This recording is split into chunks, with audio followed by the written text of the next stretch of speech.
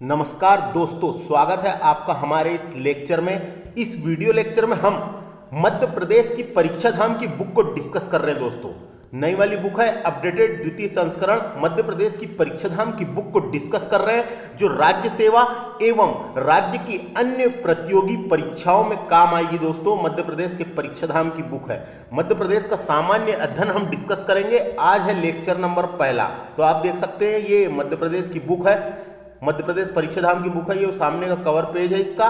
उसके अलावा देखिए यहाँ पे विषय सूची लिख रखी है कि इस बुक में क्या क्या है करके। इसके पहले मैंने एक वीडियो इस बुक का रिव्यू का डाल चुका हूँ, है ना। तो ये देखिए विषय सूची लिख रखी है। तो इसमें मध्य प्रदेश एक दृष्टि में दिया हुआ है, जिसमें मध्य प्रदेश का सामान्य परिचय, मध्य प्रदेश में पड़ोसी राज्य और मध्य प्रदेश का पुनर्गठन व संभाग के बारे में बताया गया है। इसके अलावा हम भूगोल को भी पढ़ेंगे एक एक करके टॉपिक वाइज। जो जो चैप्टर यहाँ पे लिख रखे हैं दोस्तों, एक एक चैप्टर आएगा, एक एक लेक्चर आएगा एक एक चैप्टर का।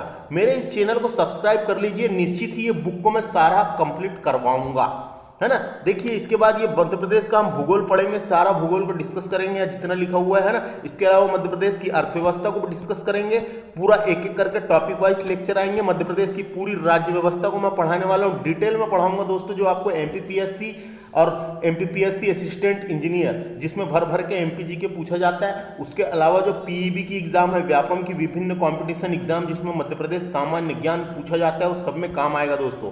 इसके अलावा मध्य प्रदेश के प्रमुख आयोग में मैं पढ़ाने वाला हूँ, कला और संस्कृति भी पढ़ाऊंगा। और उसके अलावा देख सकते हैं आप यहाँ पे मध्य प्रदेश का इतिहास, जो मध्य प्रदेश की एमपीपीएससी की यूनिट नंबर 1 में दिया हुआ है, ये पूरा हम डिटेल में कवर करेंगे।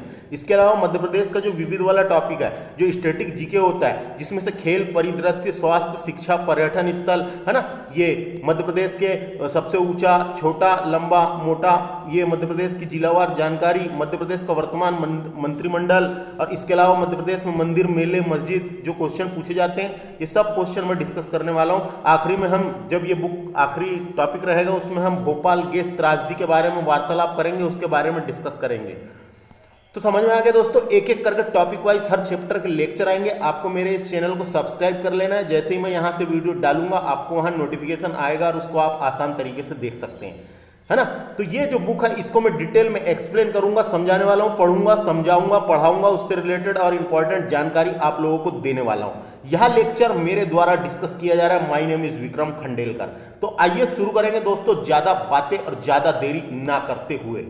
तो चैप्टर नंबर पहला, जिसका नाम है मध्य प्रदेश का सामान्य परिचय। इस लेक्चर में हम मध्य प्रदेश की जनरल इंट्रोडक्शन, जनरल जानकारी डिस्कस करेंगे, जनरल जानकारी को ग्रहण करेंगे। हम पता करेंगे मध्य प्रदेश की जनरल जानकारी क्या है। तो सबसे पहले हम इसमें भौगोलिक स्थिति के बारे में पढ़ेंगे, प्रशासनिक स्थिति कैसी क्या है मध्य प्रदेश की, उसके बारे में जानेंगे, राजनीतिक स्थिति के बारे में देखेंगे, और न्यायिक स्थिति क्या है मध्य प्रदेश की, उसको जानेंगे, और आर्थिक स्थिति के बारे में जानेंगे।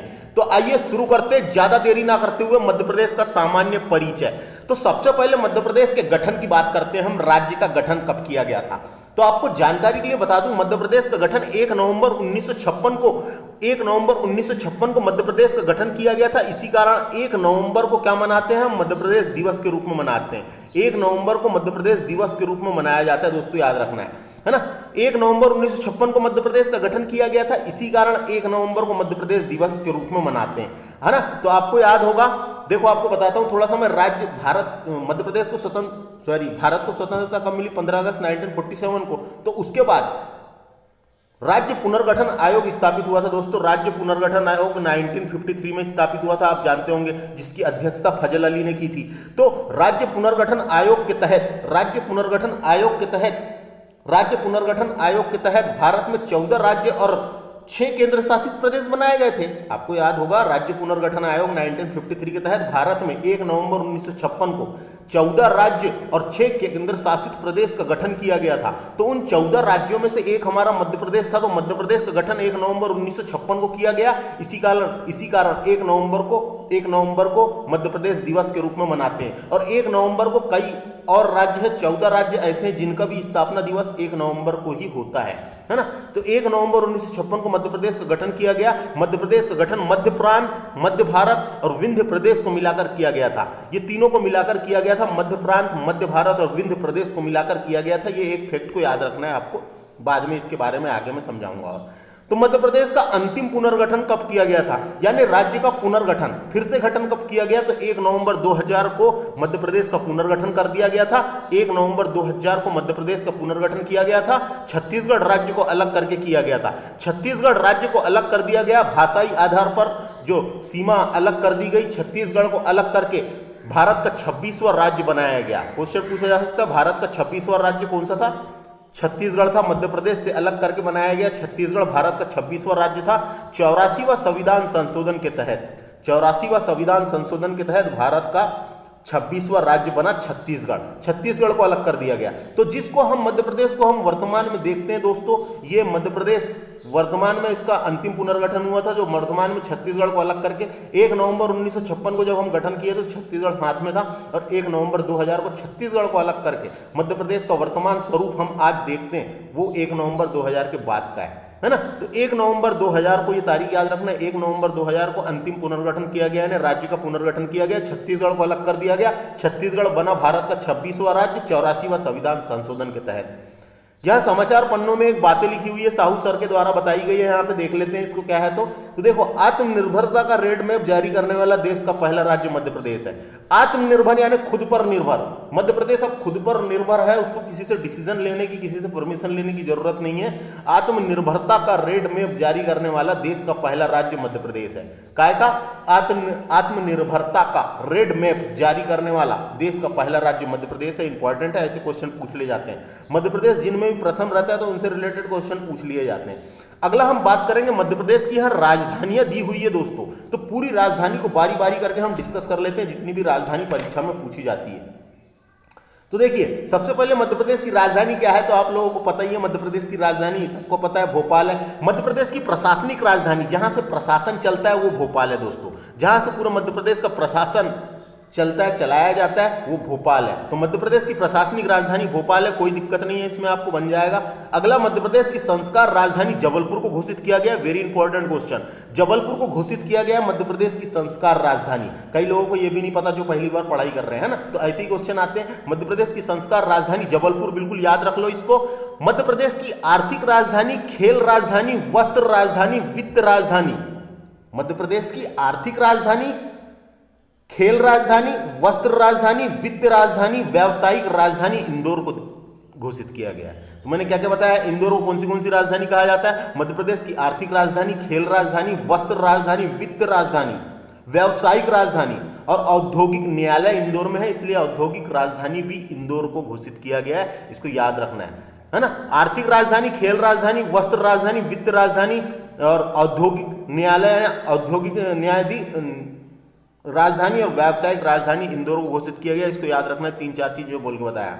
अगला, मध्य प्रदेश की ऊर्जा राजधानी, ऊर्जा, सिंगरौली जिले को घोषित किया गया है दोस्तों। सिंगरौली में सबसे ज्यादा कोयले की खदान है ना, मोटी खदान है ना। सिंगरौली में एशिया की सबसे बड़ी खुले मुंह की कोयले की मोटी परत वाली खदान है। तो ऊर्जा राजधानी, वहाँ ऊर्जा बहुत बनती है, कोयले से बिजली बनती है, तो ऊर्जा राजधानी सिंगरौली को घोषित किया गया है। सिंगरौली जिले की एक बैड़न तहसील है दोस्तों, बैड़न, सिंगरौली जिले की एक बैड़न तहसील है, वो वहां पे है, उसको बोलते हैं ऊर्जा राजधानी। और सिंगरौली जिले का जिला मुख्यालय भी बैड़न में, बैड़न नाम की तहसील है, वहां पे सिंगरौली जिले का जिला मुख्यालय है। तो ऊर्जा राजधानी सिंगरौली को घोषित किया गया, इसको याद रखना है, कोई दिक्कत नहीं है, सिंगरौली को बोलते हैं। मध्य प्रदेश की ग्रीष्मकालीन राजधानी, गर्मी के टाइम पे थोड़ी बहुत ठंडी रहती है वहां पे, है ना, अच्छा वातावरण रहता है पचमढ़ी में, है ना। तो पचमढ़ी को मध्य प्रदेश की ग्रीष्मकालीन, ग्रीष्म यानी गर्मी में जहां ठंडी होती हो, ठंडा इलाका, मध्य प्रदेश की ग्रीष्मकालीन राजधानी पचमढ़ी को घोषित किया गया। पचमढ़ी आता है होशंगाबाद में, और पचमढ़ी एक हिल स्टेशन है, और पचमढ़ी को ही मध्य प्रदेश की पर्यटन नगरी, मध्य प्रदेश की पर्यटन राजधानी भी घोषित किया गया है, याद रखना। पचमढ़ी को ही मध्य प्रदेश की पर्यटन राजधानी भी कहते हैं। अगला क्वेश्चन है, मध्य प्रदेश की संगीत राजधानी मैहर को घोषित किया गया। मैहर प्रसिद्ध है संगीतों के लिए, मैहर आता है सतना में। मैहर में ही शारदा माता का प्रसिद्ध मंदिर है दोस्तों। और मैहर क्यों प्रसिद्ध है पूछा जाएगा, संगीत के लिए प्रसिद्ध है, और संगीत राजधानी मैहर को कहा जाता है। वेरी इंपॉर्टेंट क्वेश्चन है ना।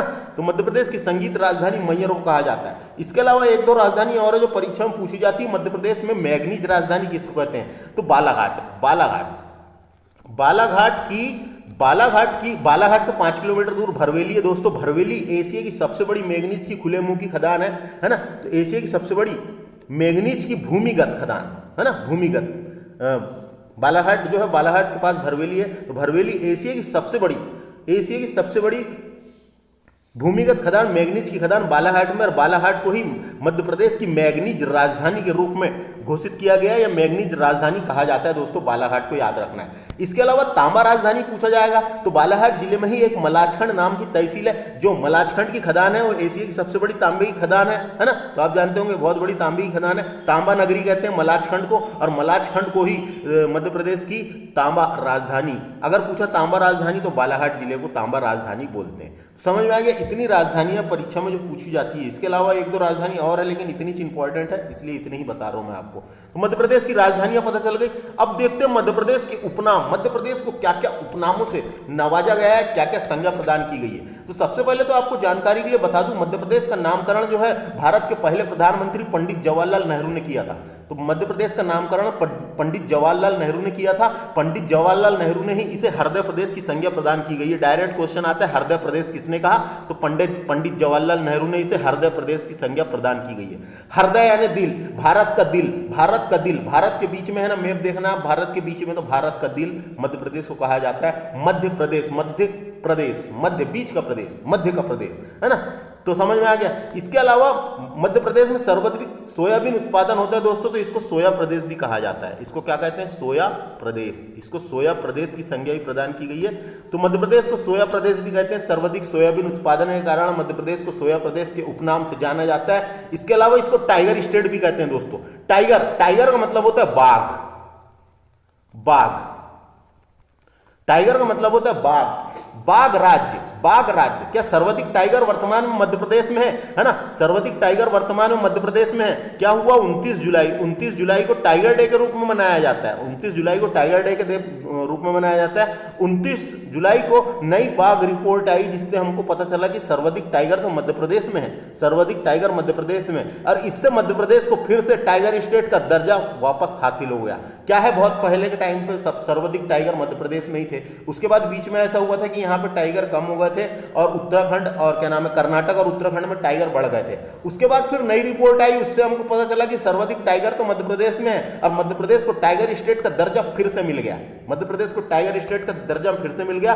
बाघ राज्य कहा जाता है दोस्तों, याद रखना। टाइगर को क्या कहते हैं, बाघ। लायन मत समझना, लायन यानी शेर, है ना, वो अलग है, झप्पे बाल वाला सिंह।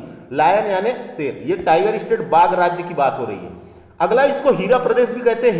हीरा निकलता है अपने मध्य प्रदेश में, पन्ना जिले में, है ना। हीरा यानी पन्ना हीरो के लिए प्रसिद्ध है, और इसको क्या है, हीरा प्रदेश के नाम से भी जाना जाता है, और इसी को कोहिनूर प्रदेश भी कहते हैं। इसी को कोहिनूर प्रदेश भी कहते हैं। मध्य प्रदेश को हीरा प्रदेश या कोहिनूर प्रदेश के नाम से जाना जाता है ना। इसको वनों का राज्य भी कहते हैं। सर्वाधिक वन मध्य प्रदेश में, पूरे भारत में सर्वाधिक वन मध्य प्रदेश में है ना, इसलिए इसको वनों का राज्य भी कहते हैं, जंगलों का राज्य या वनों का राज्य। इसको तेंदुआ स्टेट भी कहते हैं दोस्तों। तेंदुआ बोलते हैं लेपर्ड को, लेपर्ड अलग होता है, चीता अलग होता है, कंफ्यूज नहीं होना है। एक लेपर्ड होता है जिसको तेंदुआ कहते हैं, और एक चीता अलग होता है जो वहां अफ्रीका में मिलता है ना। तो इसको तेंदुआ राज्य का दर्जा भी मिला है। क्या है, 29 जुलाई को नई रिपोर्ट आई, तो उससे टाइगर सबसे ज्यादा पता चला, और उसके बाद ये भी पता चला कि यहाँ तो तेंदुआ भी बहुत है ना। तो इसलिए इसको तेंदुआ स्टेट या तेंदुआ राज्य का दर्जा भी मिला हुआ है। इसको इंग्लिश में लेपर्ड स्टेट कहते हैं। अगला है बुल्फ स्टेट। इससे हमको पता चला बुल्फ स्टेट, यहाँ भेड़िया भी सबसे ज्यादा है, तो इसको भेड़िया राज्य का दर्जा भी दिया गया। भेड़िया राज्य या बुल्फ स्टेट का दर्जा भी अभी हाल ही में इसको मिला है। तो सर्वाधिक भेड़िया भी अपने यहाँ, इसलिए भेड़िया स्टेट भी कहते हैं इसको। उसके अलावा इसको नदियों का मायका भी कहा जाता है। नदियों का मायका क्या है, हमारे मध्य प्रदेश से बहुत सी नदी निकलती है, या तो किसी अन्य नदी में जाके मिल जाती है, या तो फिर समुद्र में जाके गिर जाती है ना। इसलिए इसको नदियों का मायका भी कहा गया है, क्योंकि नदियों की उत्पत्ति यहाँ से ज्यादा हुई है, इसलिए नदियों का मायका तो सुने ही होंगे आपने, है ना। लड़की का जैसे ससुराल होता है, एक मायका होता है, वैसे ही जहाँ पे वो रहती है उसको मायका कहते हैं, है ना। तो नदियों का मायका के उपनाम से भी जाना जाता है। इसको तेंदुपत्ता राज्य भी कहते हैं। तेंदुपत्ता होता है, एक तेंदु का पेड़ होता है जहां से पत्ते निकलते हैं, जिससे बीड़ी बनाई जाती है, बीड़ी, है ना। बीड़ी का निर्माण जबलपुर तरफ बहुत होता है, तो तेंदुपत्ता राज्य कहते हैं इसको, तेंदुपत्ता राज्य भी कहते हैं। इसको गिद्ध राज्य भी कहते हैं। गिद्ध भी अपने यहाँ पे बहुत है, तो इसको मध्य प्रदेश को गिद्ध राज्य के उपनाम से भी जाना जाता है। इसको राष्ट्रीय उद्यानों वाला राज्य भी कहते हैं, क्योंकि सर्वाधिक नेशनल पार्क अपने यहाँ पे है। भारत में सर्वाधिक नेशनल पार्क और अभ्यारण्य देखा जाए तो अपने यहाँ पे, और जंगल भी ज़्यादा है तो अभ्यारण्य भी ज़्यादा होंगे और नेशनल पार्क भी ज़्यादा होंगे, तो इसको सर्वाधिक यानी राष्ट्रीय उद्यानों का राज्य भी कहते हैं। इसको घड़ियालों का राज्य भी कहा जाता है क्योंकि घड़ियाल अपने यहाँ बहुत ज़्यादा है। मगरमच्छ टाइप का होता है, मगरमच्छ की प्रजाति का होता है एक घड़ियाल, मगरमच्छ के समान दिखता है, तो उसको घड़ियाल राज्य का दर्जा भी इसको बोले हैं। इसको घड़ियाल अपने यहाँ सबसे ज़्यादा है तो घड़ियाल राज्य भी कहते हैं। समझ में आ गया, ये इंपॉर्टेंट उपनाम है इसके। इसके अलावा और देखा जाए तो इसको मध्य भारत भी कहते हैं क्योंकि बीच में है ना, मध्य भारत भी कहते हैं। मध्य भारत, मध्य प्रदेश या मध्य भारत का भी नाम है इसका। इसके अलावा इसका एक और नाम है, इसको छोटा भारत भी कहते हैं, इसको लघु भारत, छोटा भारत। मध्य प्रदेश को छोटा भारत भी कहा जाता है, ये भी इंपॉर्टेंट है। छोटा भारत के बाद इसको एक और बोलते हैं भारत का इथोपिया, भारत का इथोपिया नाम का देश है दोस्तों अफ्रीका में। हॉर्न ऑफ अफ्रीका में एक इथोपिया नाम का देश है। हॉर्न ऑफ अफ्रीका मैप देखना अफ्रीका का, तो वहां पे हॉर्न ऑफ अफ्रीका में एक इथोपिया नाम का देश है। तो इसको भारत का इथोपिया के उपनाम से भी जाना जाता है। क्यों जाना जाता है? सर्वाधिक कुपोषण के कारण, कुपोषण के कारण कुपोषण हो जाता है ना, खाना नहीं मिलता और शरीर कुपोषित हो जाता है ना, आहार की कमी हो जाती है तो कुपोषित हो जाता है। मध्य प्रदेश में कुपोषित जिला है दोस्तों श्योपुर। मध्य प्रदेश का कुपोषित जिला श्योपुर को कहा जाता है, श्योपुर जिला है ना, इसको कुपोषित जिला कहते हैं। मध्य प्रदेश का कुपोषित जिला है श्योपुर, तो याद रखना है। तो भारत का इथोपिया भी कहते हैं सर्वाधिक कुपोषित या कुपोषण के कारण। इसको और क्या बोलते हैं? इसका नाम अंग्रेजों के टाइम पे इसको सीपी एंड बारार भी कहते थे, सीपी एंड बारार भी कहते थे, CP and Berar, central province and Berar. अंग्रेजों के समय ब्रिटिश काल में इसको सीपी एंड बारार के नाम से भी जाना जाता था मध्य प्रदेश को। इसके अलावा इसको जनजाति प्रदेश भी कहते हैं, जनजाति प्रदेश। इसके अलावा इसको जनजाति, क्योंकि सर्वाधिक जनजाति मध्य प्रदेश में पाई जाती है। जाति की बात नहीं कर रहा हूं दोस्तों, मैं जनजाति की बात कर रहा हूं। सर्वाधिक जनजाति मध्य प्रदेश में पाई जाती है, इसीलिए इसको जनजाति प्रदेश भी कहते हैं। क्या है? आदि मानव की क्रीड़ा स्थली भी मध्य प्रदेश है। आदि मानव की उत्पत्ति, आदि मानव की क्रीड़ा स्थली भी नर्मदा नदी के किनारे मध्य प्रदेश है, तो इसको जनजाति प्रदेश भी कहते हैं दोस्तों। तो इतने उपनाम है मध्य प्रदेश के जो इंपॉर्टेंट है, परीक्षा में पूछे जाते हैं। आपको पता होना, जो भी मैं बोल के बताया। और आपको ये पढ़ने के बाद आपके पास तो बुक होगी, और नहीं भी होगी तो आप दूसरी कंपनी की बुक होगी तो उससे पढ़ सकते हैं, है ना। लेकिन याली बुक होगी तो और आसानी जाएगी। तो आप इसको देख लीजिए एक बार लेक्चर, तो आपके दिमाग में बैठ जाएगा, छप जाएगा। ऐसा लगेगा किसी के द्वारा सुना गया, पढ़ाया गया। सुनने से बहुत सारी चीज़ें याद हो जाती है और उसके बाद अपनी बुक से आप बेहतरीन तरीके से तैयारी कर सकते हैं। तो देखिए, उसके बाद हम अगला डिस्कस करेंगे मध्य प्रदेश का जिला मानचित्र डिस्कस करेंगे। देखिए, मध्य प्रदेश का मैप बना हुआ है, तो आप मध्य प्रदेश का मैप देख सकते हैं। और आपको जानकारी के लिए बता दूं, मध्य प्रदेश का मैप जो है दोस्तों, उसको आपको 3, 4, 5 बार आपके पूरे माइंड में सेट होना दोस्तों, कि किधर साइड कौन सा जिला है, किधर साइड कौन सा संभाग है। ये आप कैसे बनेगा? तो ये आपको बना के देखना पड़ेगा। 5-6 बार मध्य प्रदेश का मैप आप बना के देखिए, आपके दिमाग में बैठेगा किधर साइड कौन सा जिला है, पूर्व, पश्चिम, उत्तर, दक्षिण। उससे कई क्वेश्चन आएंगे तो आपको और जब आपको हर पूरे जिले की स्थिति याद हो जाती है दोस्तों, तो आपको जीके याद रखने में आसानी जाती है। कोई भी जीके आप पढ़ेंगे, कौन सा राष्ट्रीय उद्यान कहाँ पे, कौन सा मेला कहाँ लगता है, तो आपको माइंड में सीधे क्लिक मारेगा और याद हो जाएगा। क्या सोच समझ के ज़्यादा याद हो जाता है दोस्तों। तो देखिए, मध्य प्रदेश का मैप है, तो आपको जानते हैं इसको। तो मध्य प्रदेश का जो मैप है, मध्य प्रदेश की सीमा 5 राज्यों को छूती है। सर्वाधिक छूती उत्तर प्रदेश को, सबसे कम छूती गुजरात को, है ना। सर्वाधिक छूती उत्तर प्रदेश को, सबसे कम छूती गुजरात को। मध्य प्रदेश के उत्तर में क्या है? तो उत्तर प्रदेश है। मध्य प्रदेश के पूर्व में क्या है? तो छत्तीसगढ़ है। आप जानते हैं मध्य प्रदेश के पूर्व में क्या है? छत्तीसगढ़ है। मध्य प्रदेश के दक्षिण में तो महाराष्ट्र है, सबको पता ही है ना। मध्य प्रदेश के पश्चिम में गुजरात है दोस्तों। 2 ही जिले छूते हैं अपने गुजरात को। मध्य प्रदेश के पश्चिम में गुजरात है, और मध्य प्रदेश के उत्तर पश्चिम में क्या है? पूर्व पश्चिम, उत्तर पश्चिम में राजस्थान है। मध्य प्रदेश के उत्तर पश्चिम में राजस्थान है। तो ऐसे क्वेश्चन कई बार पूछे जाते हैं दोस्तों, है ना। और मध्य प्रदेश का देखिए, यहाँ पे मुरैना जिला है। मुरैना जिला ऐसा है जो 2 राज्यों की सीमा को छूता है, एक पूर्व में उत्तर प्रदेश, पश्चिम में राजस्थान को छूता है। यहाँ पे शिवपुरी जिला देखिए, शिवपुरी दिखा कहाँ पे है? तो देखो, शिवपुरी जिला ऐसा है जो पूर्व में उत्तर प्रदेश और पश्चिम में राजस्थान को छूता है, तो इसको भी याद रखना है। इसके अलावा देखिए, सिंगरौली जिला ऐसा है यहाँ पे जो उत्तर में उत्तर प्रदेश और दक्षिण में छत्तीसगढ़ को छूता है, तो सिंगरौली जिला ऐसा है। उसके अलावा बालाघाट जिला ऐसा है, बालाघाट से ही मैं हूँ दोस्तों, तो बालाघाट जिला ऐसा है। तो बालाघाट जिला ऐसा, बालाघाट के पास लालबर्रा तहसील है, वहां से हूं मैं। तो बालाघाट जिला ऐसा, पूर्व में क्या है? छत्तीसगढ़, और पश्चिम में क्या है? महाराष्ट्र। बालाघाट जिला ऐसा है जो 2 जिलों की सीमा को छूता है, स्पर्श करता है। ऐसे क्वेश्चन पूछे जाते हैं। 2 जिलों की सीमा को छूता है, स्पर्श करता है, टच करता है, ऐसा कुछ भी पूछा जा सकता है। समझना है पूरा।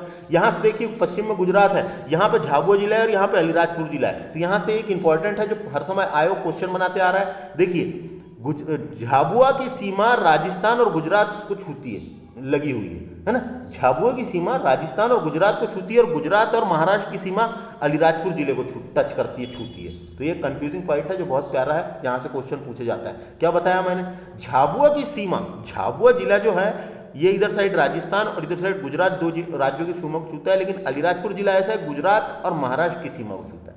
अलीराजपुर जिला ऐसा गुजरात और महाराष्ट्र की सीमा को छूता है ना। अपने दो ही जिले गुजरात को छूते हैं, एक झाबुआ और एक अलीराजपुर, और गुजरात के भी दो ही जिले अपने को छूते हैं, गुजरात के भी दो ही जिले अपने को छूते हैं।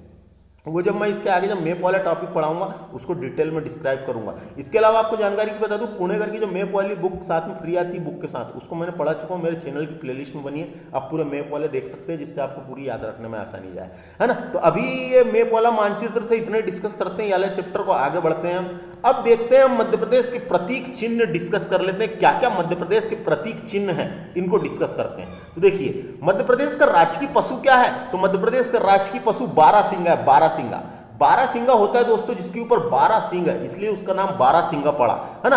तो बारहसिंगा मध्य प्रदेश का राजकीय पशु है। इसका वैज्ञानिक नाम, साइंटिफिक नेम भी इंपॉर्टेंट है, पूछे जाते हैं। Rucervus duvaucelii, Rucervus duvaucelii is the scientific name of barasingha.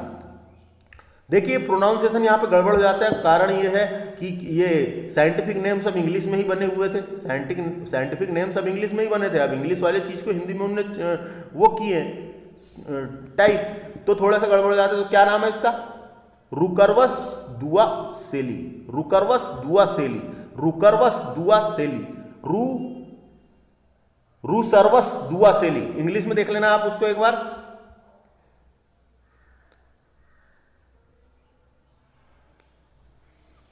English में देख लेना है, मैं बता देता हूं आपको।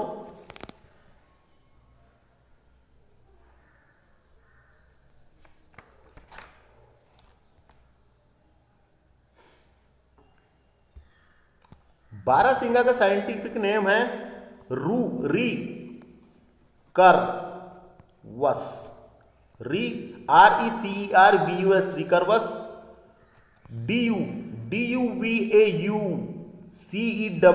डुआसेली, रिकर्वस डुआसेली। तो याद रख सकते हैं आप, साइंटिफिक नेम पूछा जाता है। ये बारहसिंगा जो है कौन सी प्रजाति का, तो ब्रेडरी प्रजाति का। ब्रेडरी प्रजाति के बारहसिंगा को राजकीय पशु घोषित किया गया है। ब्रेडरी प्रजाति के बारहसिंगा को राजकीय पशु घोषित किया गया, इसको याद रखना है। कौन सा है, ब्रेडरी प्रजाति का। बहुल्य क्षेत्र यानी कहां पाया जाता है, तो ये एक ऐसा जीव है जो दलदली घास के मैदान में पाया जाता है, और दलदली घास के मैदान है कान्हा नेशनल पार्क में। तो कान्हा नेशनल पार्क में मुख्यतः देखने को मिलता है सबसे ज्यादा, ये इंपॉर्टेंट है, याद रखना है। मुक्की गेट जाओ तो देखने मिलता है, और इधर साइड जाओ तो देखने मिलता है। तो ये पूछा जाएगा इसका बहुल्य क्षेत्र कहाँ है, या ऐसा क्वेश्चन पूछा जा सकता है कि बारहसिंगा इनमें से कौन से नेशनल पार्क में देखने मिलता है सबसे ज्यादा, तो कान्हा नेशनल पार्क जो मंडला और बालाघाट में। कान्हा नेशनल पार्क कहाँ पर, मंडला में, बालाघाट में सबसे ज्यादा है। मंडला में ज्यादा क्षेत्रफल में, और बालाघाट में इसका एक ही गेट मिलता है, मुक्की गेट, है ना। तो राष्ट्रीय उद्यान कौन सा है। अब इसको राज्य की पशु कब घोषित किया गया था, तो 1981 में इसको राज्य की पशु घोषित किया गया था। 1981 में मध्य प्रदेश में पशु, पक्षी और वृक्ष को राज्य की, आगे बताऊंगा, तो राज्य की पशु कब घोषित किया गया, तो 1981 में। इंपॉर्टेंट है, पूछा जा सकता है मध्य प्रदेश का राज्य की पशु बारहसिंगा कब घोषित किया गया, तो यह है 1981 में। इसके अलावा एक विशेष बातें दी गई है, तो उसको देख लेते हैं। 2017 में कान्हा राष्ट्रीय उद्यान ने 2017 में कान्हा राष्ट्रीय उद्यान ने भूर सिंह व बारहसिंगा नाम के अपने भूर सिंह व बारहसिंगा नाम से अपना शुभांकर जारी किया। तो शुभांकर जारी करने वाला देश, यानी शुभांकर जारी किया किसने, कान्हा नेशनल पार्क ने। तो डायरेक्ट क्वेश्चन पूछा जाता है, कान्हा नेशनल पार्क का मैस्कॉट क्या है। शुभांकर को इंग्लिश में मैस्कॉट कहते हैं दोस्तों, MASCOT, मैस्कॉट। कान्हा ने यानी शुभांकर को मैस्कॉट कहते हैं। मैस्कॉट क्या होता है, तो वहां की एक पहचान होता है, पहचान चिन्ह, वहां का एक पहचान चिन्ह, है ना। जैसे कि आपने कई जगह देखा होगा, कोई चीज का पहचान चिन्ह, वहां की संस्कृति को दर्शाता है, वहां का पहचान चिन्ह होता है, मैस्कॉट नाम दिया गया है ना। शुभांकर किसी भी व्यक्ति, पशु या वस्तु को कहा जाता है जो भाग लेने के लिए माना जाता है, उस राष्ट्रीय उद्यान में भाग लेने के लिए माना जाता है, जो फेमस है उस कारण उसको।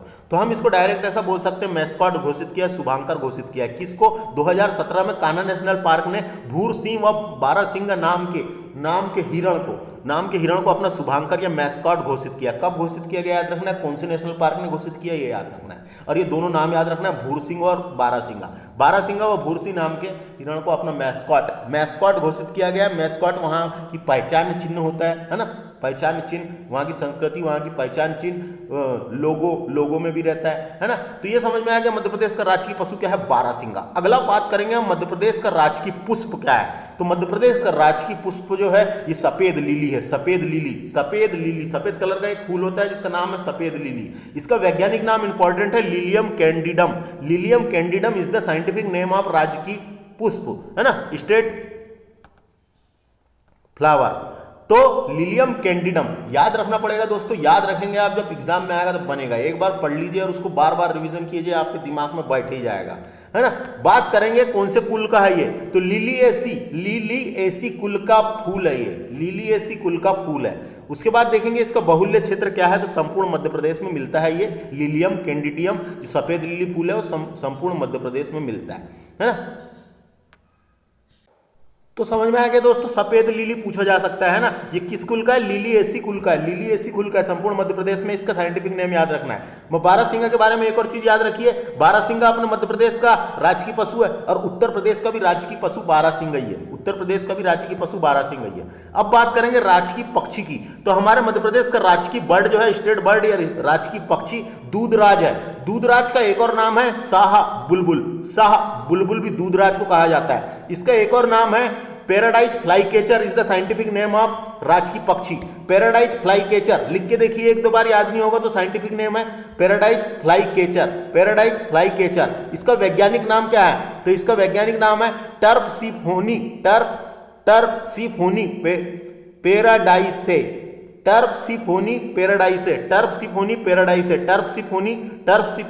पैराडाइसे इज द साइंटिफिक नेम। देखो पैराडाइज फ्लाईकेचर भी साइंटिफिक नेम है और ये भी साइंटिफिक नेम है। अब दोनों में से जो परीक्षा में पूछा जाता है, लेकिन फिर भी ज्यादातर के पैराडाइज फ्लाईकेचर ही पूछा गया है। कौन से क्षेत्र में पाया जाता है ये, तो पश्चिमी मध्य प्रदेश में पाया जाता है। पश्चिमी मध्य प्रदेश में जो सरदारपुर अभ्यारण्य धार में है और सैलाना अभ्यारण्य रतलाम में है, यहाँ पे मुख्यतः ये देखने को मिलता है, लुप्त होते जा रहा है और इसी को घोषित किया गया है।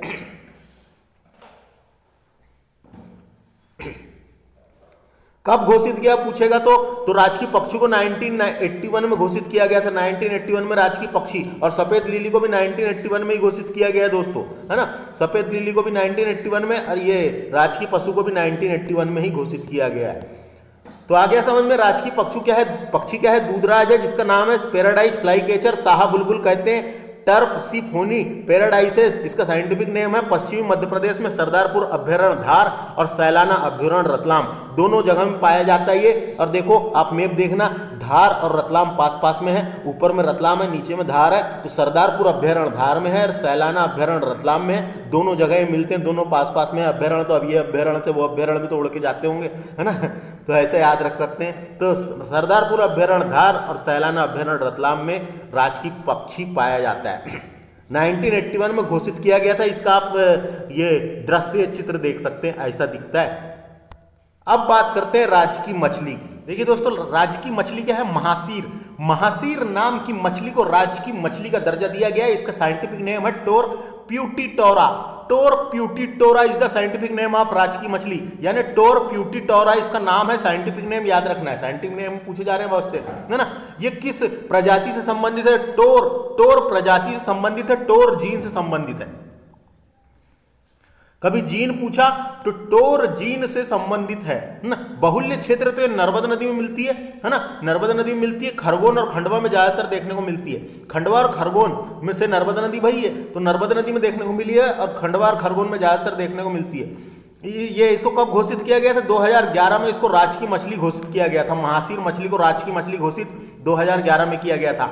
विशेष बड़वाह में महासीर मछली मछली प्रजनन केंद्र स्थापित है बड़वाह में। बड़वाह नाम की तहसील है खरगोन में, तो खरगोन में महासीर प्रजनन केंद्र स्थापित है। याद रखना है, समझ में आ गया। देखो यहां पे एक बात लिखी गई है, हिरण और मृग में अंतर है। हिरण और मृग में क्या अंतर है हम देख लेते हैं। हिरण जो होता है वो एंटलर्स, एंटलर्स वह है, हिरण होता है, हिरण को कहा जाता है एंटलर्स। एंटलर्स वह है जो अपने सींगों को हर वर्ष गिरा देता है ना, अपने सींग जो उसके ऊपर सींग होते हैं उसको हर वर्ष गिरा देता है और नए सींग उगा लेता है, उसको हिरण कहते हैं। अपने ऊपर के सींग को गिरा देता है फिर नए सींग उगा लेता है, उसको हिरण कहते हैं। जबकि मृग यानी एंटेलोप, एंटेलोप वह जिसमें सींग गाय भैंस की तरह आजीवन बना रहता है, गाय भैंस की तरह आजीवन बनी रहती है ना। तो क्या समझ में आया, हिरण ऐसा होता है जो अपने सींग को उगाता है और गिरा लेता है ना, और जो मृग ऐसे होते हैं जिसके सींग हर समय रहते हैं जिंदगी भर, 12 सींगा बोलते हैं, है ना। 12 सींगा क्या है, एक प्रकार का मृग है ना। तो मृग है ना, दलदली घास में पाए जाने वाला मृग है 12 सींगा, जो मुख्यतः कान्हा में देखने को मिलता है। तो हिरण समझ में आ गया, जो हिरण होते हैं उनमें सींग नहीं रहते और सींग होते भी हैं तो हर वर्ष गिरा लेते हैं और नए सींग उगा लेते हैं। ये थोड़ी सी इंफॉर्मेशन थी। अगला हम बात करेंगे राजकीय वृक्ष की। ये राजकीय वृक्ष है बरगद। बरगद का पेड़ तो आपने देखा ही होगा, तो उसको राजकीय वृक्ष का दर्जा दिया गया। मध्य प्रदेश का राजकीय वृक्ष है बरगद। इसका साइंटिफिक नेम है फाइकस बेंगा। ये देखो यहाँ थोड़ा सा ऐसा गलत लिखा रहता है, इंग्लिश में देखते हैं, FICUS, फाइकस बेंग, BENG, बेंग घा, GH घा, lenses, ficus benghalensis, ficus benghalensis, LENSIS, ficus benghalensis, है ना। किस प्रजाति का है, तो फाइकस प्रजाति का है। ये संपूर्ण मध्य प्रदेश में पाया जाता है। इसको 1981 में घोषित किया गया था और मध्य प्रदेश का पहला बरगद पार्क इंदौर के बड़गोदा में बनाया गया है। इंदौर के बड़गोदा में बनाया गया है, तो याद रखना, पहला बरगद पार्क इंदौर के बड़गोदा में बनाया गया है। इससे हमको क्या समझ में आया कि राजकीय पशु पक्षी और वृक्ष को, राजकीय पशु पक्षी और वृक्ष को 1981 में घोषित किया गया था। तो ये याद रखना, पूछा जा सकता है। अगला है राजकीय फल। राजकीय फल है दोस्तों आम। आम को फलों का राजा भी कहते हैं, आम को फलों का राजा भी कहा जाता है।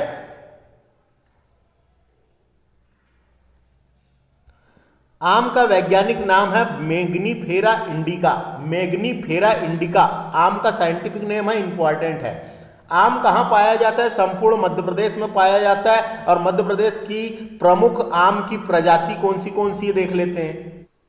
देखिए अब अगला है राजकीय फल। राजकीय फल क्या है दोस्तों, आम है। आम को फलों का राजा कहा जाता है, आम को फलों का राजा कहा जाता है, ये याद रखना है। बहुल्य क्षेत्र है संपूर्ण मध्य प्रदेश, संपूर्ण मध्य प्रदेश में होता है ये, है ना, संपूर्ण मध्य प्रदेश में होता है। और मध्य प्रदेश की प्रमुख आम की प्रजातियां कौन सी है तो देख लेते हैं। तो एक है नूरजहां प्रजाति। ये नूरजहां प्रजाति के आम अलीराजपुर में देखने को मिलते हैं। अलीराजपुर में एक अभ्यारण्य काटियावाड़ अभ्यारण्य, है ना, काटियावाड़ अभ्यारण्य है। वहां पे आम की अमराई है बहुत बड़ी, तो अमराई है, यानी वहां पे नूरजहां प्रजाति के आम मध्य प्रदेश में। नूरजहां क्या है तो आम की प्रजाति है, अलीराजपुर में होता है। सुंदरजा, सुंदरजा नाम की प्रजाति भी है, आम की किस्म है, प्रजाति है, ये आम की किस्म है ना। ये रीवा जिले में होती है, याद रखना है। एक विशेष फैक्ट लिखा हुआ है तो इसको देखते हैं। मध्य प्रदेश में आम अनुसंधान केंद्र रीवा जिले के गोविंदगढ़ तहसील में स्थित है। रीवा जिले के गोविंदगढ़ तहसील में स्थित है, याद रखना है। समाचार पन्नों में एक खबर थी जो इंपॉर्टेंट है, उसको देख लेते हैं। देखिए, Taiyo no Tamago, Taiyo no Tamago, TAIYO, Taiyo no Tamago, Taiyo no Tamago, यह दुनिया का सबसे महंगा आम है दोस्तों। जो थिर यानी ये दुनिया का सबसे महंगा आम है, दुनिया का सबसे महंगा आम है। जापान की एक आम की प्रजाति है, विश्व में सर्वाधिक महंगी बिकने वाली प्रजाति है ना, किस्म है, आम की एक किस्म है, जापान में मिलती है। जापान की प्रजाति है, विश्व में सर्वाधिक महंगी बिकने वाली प्रजाति है। हाल ही में इसका उत्पादन मध्य प्रदेश के जबलपुर में भी प्रारंभ किया गया है, इंपॉर्टेंट है। हाल ही में इसका उत्पादन मध्य प्रदेश के जबलपुर में भी प्रारंभ किया गया है। तो याद रखना है, नाम क्या है, टाइयो नो टमेंगो, टाइयो नो टमेंगो आम की एक किस्म है, प्रजाति है। तो आम समझ में आ गया, इतना इंपॉर्टेंट है इसलिए मैंने बताया। अब वीडियो को हम थोड़ा जल्दी जल्दी पढ़ेंगे क्योंकि वे लेक्चर हो जाता है लंबा, और जब लेक्चर हो जाता है लंबा तो आप लोग इसको देखते नहीं ढंग से, है ना, लंबा करके, इसलिए अब जल्दी जल्दी बढ़ते हैं। देखिए मध्य प्रदेश का राजकीय खेल मलखंब है, मलखंब। ये देखो, ये यहाँ पे चित्र दिया हुआ है मलखंब। एक खंबा रहता है, उसके ऊपर चढ़ के कर्तव्य दिखाते हैं। खंबे में तेल लगा हुआ होता है और उसमें चढ़ते हैं और खिलाड़ी अपने कर्तव्य दिखाते हैं, है ना। तो मलखंब को 2013 में मध्य प्रदेश का राजकीय खेल घोषित किया गया था। यह मुख्यतः मालवा में पाया जाता है, यानी मालवा का है, मालवा क्षेत्र का है। मलखंब की उत्पत्ति भी मालवा के उज्जैन से मानी जाती है ना। विशेष बिंदु देखते हैं, मध्य प्रदेश का मलखंब अकादमी उज्जैन में है दोस्तों, और मलखंब की उत्पत्ति उज्जैन से मानी जाती है, और मध्य प्रदेश में मलखंब अकादमी उज्जैन में है, याद रखना है। मलखंब के क्षेत्र में प्रभास जोशी सम्मान दिया जाता है। प्रभास जोशी एक पत्रकार थे इंदौर के, तो इन्हीं के नाम पे ये पुरस्कार का नाम रख दिया गया मलखंब खेल के क्षेत्र में प्रभास जोशी सम्मान दिया जाता है, याद रखना है। समाचार पन्नों में एक बात छपी थी तो उसको देख लेते हैं, है ना। 2020 में मलखंब को राष्ट्रीय खेल पुरस्कार में शामिल किया गया है। 2020 में मलखंब को राष्ट्रीय खेल पुरस्कार जो होते हैं उसमें शामिल किया गया है 2020 में। तो मलखंब से क्वेश्चन आएगा तो बन जाएगा राजकीय खेल क्या है, मलखंब है, 2013 में घोषित किया गया, मालवा का है ये, इसकी उत्पत्ति उज्जैन से मानी जाती है, और मध्य प्रदेश का में मलखंब अकादमी उज्जैन में है। मलखंब के क्षेत्र में प्रभास जोशी पुरस्कार प्रदान किया जाता है।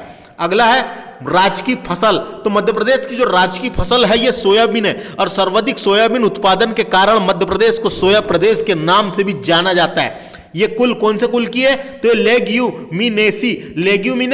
लेग्यूमिनेसी कुल का पौधा है दोस्तों। लेग्यूमिनस प्लांट वो होते हैं जो नाइट्रोजन ज्यादा छोड़ते हैं। आपने चना देखे होंगे, चना, सोयाबीन, है ना। उनके जड़ों में एक बैक्टीरिया पाया जाता है, क्या नाम है उसका, याद नहीं आ रहा है अभी, बाद में बताऊंगा, आगे देखते हैं अभी। वनस्पति नाम क्या है इसका, तो सोयाबीन का वनस्पति नाम है glycine max. Glycine max is the scientific name of soybean, याद रखना है। किसमें, है ना, तो समृद्धि, प्रसाद, प्रतिकार, अहिल्या और अलंकार, ये सब किस्में हैं किसकी, सोयाबीन की। तो याद रखना है, कभी किस्म आ गई तो जब अपने यहाँ की राज्य की फसल है तो क्या इनकी किस्म नहीं पूछ सकता है पेपर वाला, इसलिए हमको याद रखना है। समृद्धि, प्रसाद, प्रतिकार, अहिल्या और अलंकार, ये सब सोयाबीन की किस्में हैं। ये सब क्या है, सोयाबीन की किस्में हैं दोस्तों। इसका साइंटिफिक नेम है ग्लाइसिन मैक्स, और सर्वाधिक सोयाबीन मध्य प्रदेश में मालवा क्षेत्र में होता है। प्रमुख उत्पादन क्षेत्र है मालवा क्षेत्र। देखो इस प्रकार का पेड़ रहता है, ये सोयाबीन इतने बड़ा रहता है, उससे तेल भी निकलता है, सोयाबीन का तेल। और सोयाबीन समझ में आ गया, सोयाबीन का नाम साइंटिफिक याद रखो। अगला बात करेंगे हम राज्य की नाट्य की। नाट्य और नृत्य में अंतर होता है दोस्तों, है ना। नाट्य अलग होता है और नृत्य अलग होता है।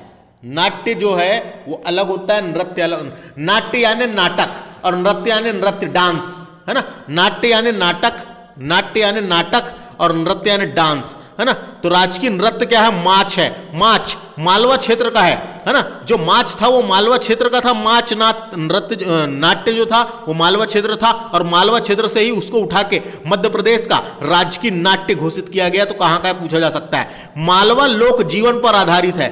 मालवा नाट्य जो है लोक जीवन पर आधारित है, पूछा जा सकता है। किस पर आधारित है, लोक जीवन पर आधारित है। माच के प्रमुख कलाकार है सिद्धेश्वर सेन और ओम प्रकाश शर्मा।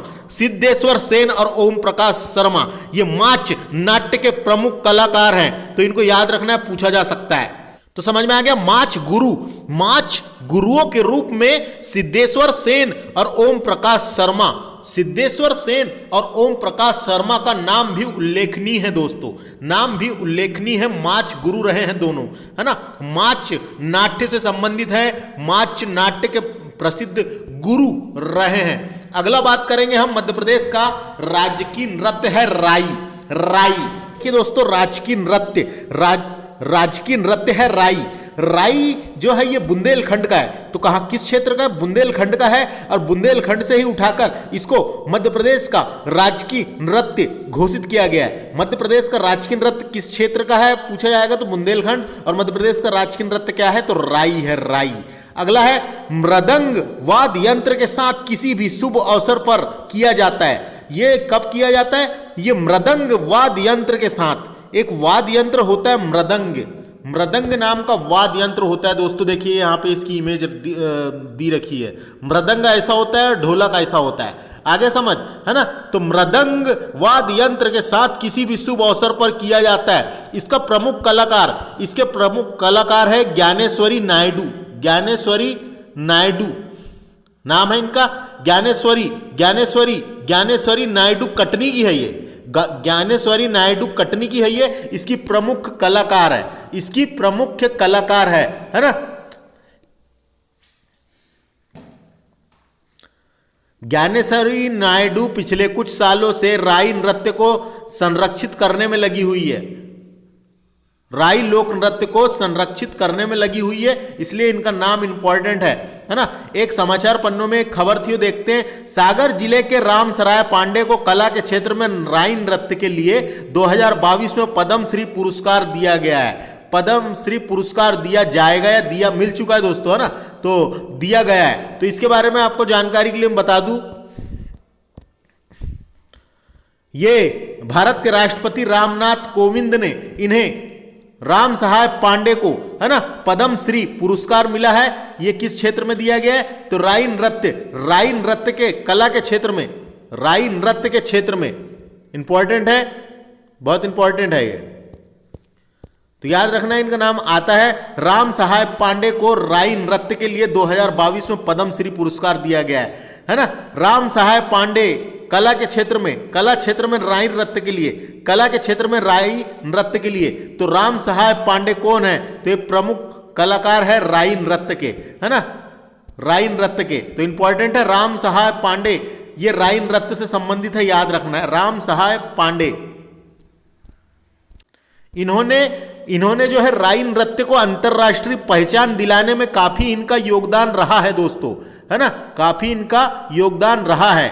बस इतना ही याद रखें यहां से, राम सहाय पांडे राई नृत्य। अगला है, देखिए यहां पे, ये ढोलक ऐसा होता है दोस्तों, मृदंग ऐसा होता है, मृदंग ऐसा होता है। तो राई नृत्य बुंदेलखंड और बघेलखंड दोनों में होता है। राई नृत्य जो है बुंदेलखंड और बघेलखंड दोनों में होता है, याद रखना है। बुंदेलखंड के राई नृत्य में वाद्य यंत्र मृदंग का प्रयोग किया जाता है। बुंदेलखंड में जब होता है तो मृदंग का प्रयोग किया जाता है, एवं बघेलखंड में ढोलक का प्रयोग किया जाता है। बघेलखंड में ढोलक का प्रयोग किया जाता है, तो याद आ जाएगा ये, है ना। बुंदेलखंड क्षेत्र में होता है तो मृदंग का प्रयोग किया जाता है। मृदंग से बुंदेल, बिंदु वाला याद रख लेना, मृदंग और ये बुंदेल, और ढोलक का प्रयोग बघेलखंड में किया जाता है। आगे समझ में, आगे बात करते हैं हम राजकीय चिन्ह की।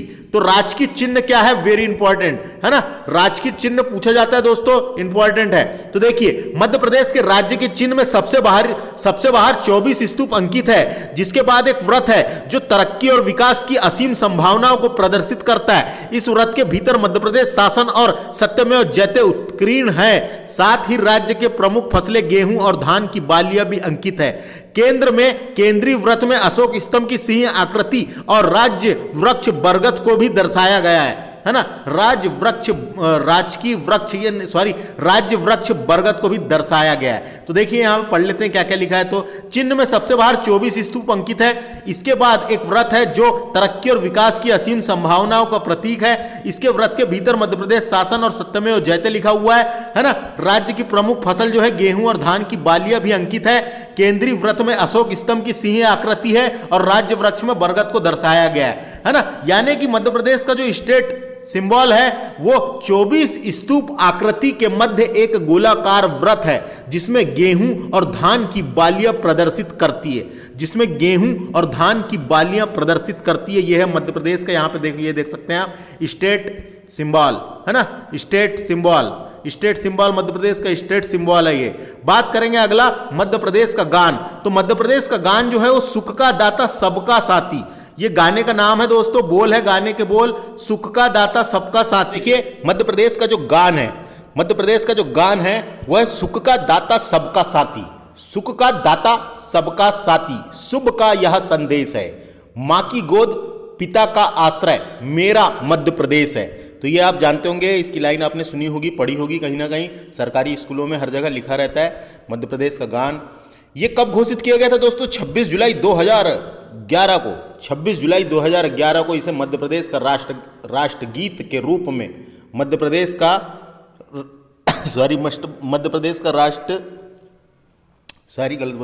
मध्य प्रदेश गान के रूप में अपनाया गया है। सुख का दाता सबका साथी को मध्य प्रदेश गान के रूप में अपनाया गया है 26 जुलाई 2011 को। इसके रचनाकार कौन है? इस गाने को किसने रचना की है? इनकी रचनाकार है महेश श्रीवास्तव, डायरेक्ट पूछा जा सकता है ना। राइटर कौन है इसको, इसके रचनाकार राइटर कौन है? तो महेश श्रीवास्तव। इसके संगीतकार कौन है इस गाने के? आदेश श्रीवास्तव व सुनील झा। आदेश श्रीवास्तव व सुनील झा, ये दोनों ने मिलकर इसका संगीत दिया है, संगीतकार है। गाया किसने है इसको? तो इसको गाया है शान ने। शान को तो सुना होगा आपने, है ना। शान जिसका वास्तविक नाम है शांतनु मुखर्जी। शांतनु मुखर्जी ने गाया है। आया समझ में दोस्तों? शांतनु मुखर्जी ने गाया है। तो समझ में आ गया। मध्य प्रदेश का गाना सुख का दाता सबका साथी 26 जुलाई 2011 को अपनाया गया। महेश श्रीवास्तव रचनाकार हैं, संगीतकार हैं आदेश श्रीवास्तव, सुनील झा, और गाया किसने? गायक कौन है? तो शांतनु मुखर्जी, जिसे शान के नाम से जाना जाता है। अब बात करते हैं, देखिए आगे। देखिए वीडियो हो गया थोड़ा सा लंबा दोस्तों, बहुत ज़्यादा लंबा, तो हम नेक्स्ट लेक्चर में इसकी भौगोलिक स्थिति को डिस्कस करेंगे, है ना। वीडियो बहुत ज़्यादा लंबा हो गया, और ज़्यादा लंबा हो जाता है तो वीडियो देखते ही नहीं लोग, बहुत लंबा है करके, है ना। देखिए, और इधर पुराना अमन ने जो देखे थे उसको देख लेते हैं। हाँ, मैंने क्या क्या बताया, देखो मध्य प्रदेश की स्थापना, मध्य प्रदेश ने राज्य की स्थापना वर्ष, जब मध्य प्रदेश का 25वीं वर्षगांठ आई थी, मध्य प्रदेश की स्थापना वर्ष की 25वीं वर्षगांठ को 1 नवंबर 1981 को पशु पक्षी और वृक्ष आदि को राज्य घोषित किया गया था, राज्य का, है ना। और बाद में खेल मछली को जोड़ा गया, बाद में खेल और मछली को जोड़ा गया। तो ये समझ में आ गया। मध्य प्रदेश की 25वीं वर्षगांठ पर 1 नवंबर 1981 को, मध्य प्रदेश की जब 25वीं वर्षगांठ मनाई गई थी, है ना, तो 1 नवंबर 1981 को पशु पक्षी और वृक्ष को राज्य की मध्य प्रदेश स्टेट घोषित किया गया था, यानी उनके चिन्ह घोषित किया गया था, जो भी है। तो समझ में आ गया, ये समझ में आ गया, तारीख याद रखना है। इसके अलावा आपको जानकारी के लिए बता दूं, अगर पूछेगा महासीर मछली को कब जोड़ा गया, यहां हमने पढ़े थे, देखो महासीर मछली को 2011 को तो जोड़ा गया, लेकिन 26 सितंबर 2011 को मध्य प्रदेश की राज्य की मछली का दर्जा भी मिल चुका है इसको, है ना, मिला है। और 2012 में क्या हुआ, 2012 में इसे IUCN द्वारा विलुप्त घोषित किया गया था, INCU द्वारा विलुप्त घोषित किया गया था। तो आगे समझ दोस्तों। तो इस तरीके से देखो हमने इतना डिस्कस किया, वीडियो थोड़ा सा लंबा हो गया, इस कारण मैं नेक्स्ट पार्ट बनाऊंगा, है ना। तो मध्य प्रदेश का सामान्य परिचय को हमने डिस्कस किया। इसके बाद वाले लेक्चर में हम क्या करेंगे, ये भौगोलिक स्थिति को देखेंगे। ऐसे ही करके पूरी बुक को सारा कंप्लीट करा देंगे। आप लोग देखेंगे तो बुक आपको पढ़ने में बिल्कुल आसानी जाएगी, बिल्कुल हर एक फैक्ट आपको पता रहेंगे, समझ रहेंगे कि उसका मतलब क्यों लिखा है वहाँ, क्या है। थैंक्स फॉर वॉचिंग दोस्तों। मेरे इस चैनल को सब्सक्राइब कर ले और वीडियो को शेयर भी करना बिल्कुल ना भूले। धन्यवाद।